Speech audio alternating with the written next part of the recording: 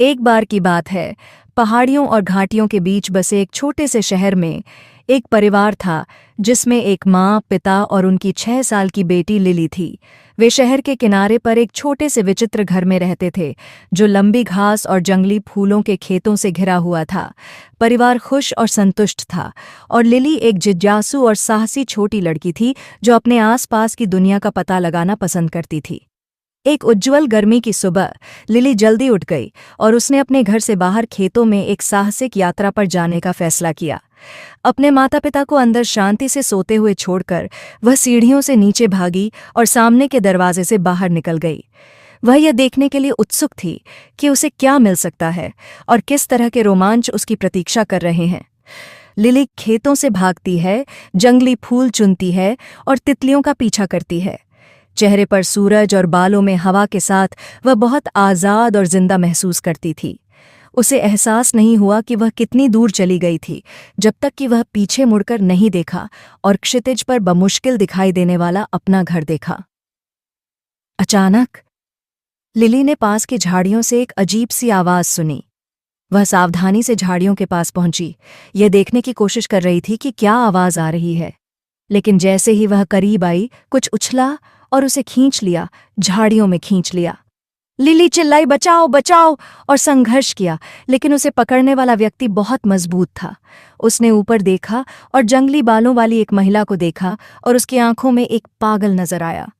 महिला लिली को खेतों से घसीटते हुए जंगल में और गहरे ले गई, जब तक कि वे पेड़ों के बीच छिपे एक छोटे से केबिन में नहीं पहुंच गए। महिला ने लिली को एक छोटे अंधेरे कमरे में फेंक दिया और उसके पीछे का दरवाजा बंद कर दिया।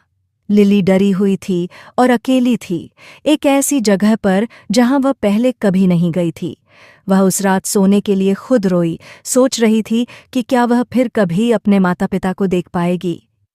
दिन हफ्तों में बदल गए और लिली के माता पिता ने अपनी लापता बेटी को हर जगह खोजा। उन्होंने पड़ोसियों और दोस्तों से पूछा, शहर के चारों ओर पोस्टर लगाए और यहाँ तक कि पुलिस से भी संपर्क किया, लेकिन लिली के ठिकाने के बारे में किसी ने कुछ भी देखा या सुना नहीं था।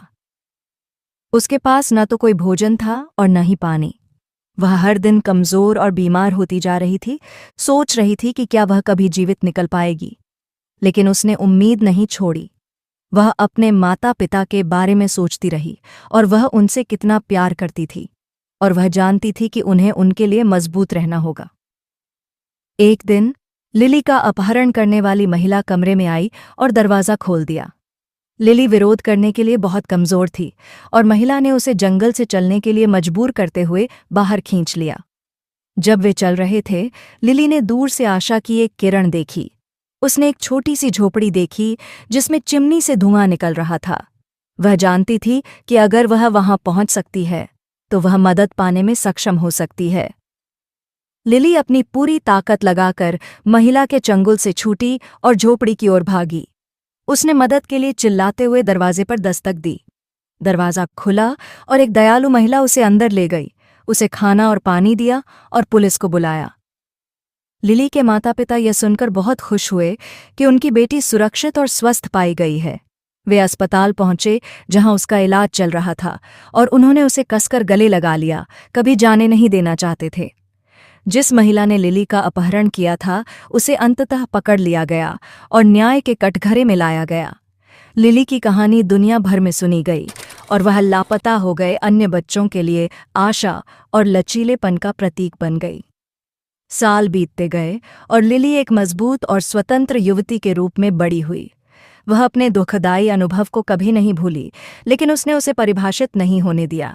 इसके बजाय उसने इसे ताकत के स्रोत के रूप में इस्तेमाल किया, यह जानते हुए कि वह अपने रास्ते में आने वाली किसी भी बाधा को पार कर सकती है, और वह अपने प्यार करने वाले परिवार के साथ हमेशा खुशी से रहती थी। तो इस तरह लिली की कहानी खत्म होती है। अगर आपको ये कहानी अच्छी लगी हो तो इस वीडियो को लाइक करो और सब्सक्राइब करो। धन्यवाद।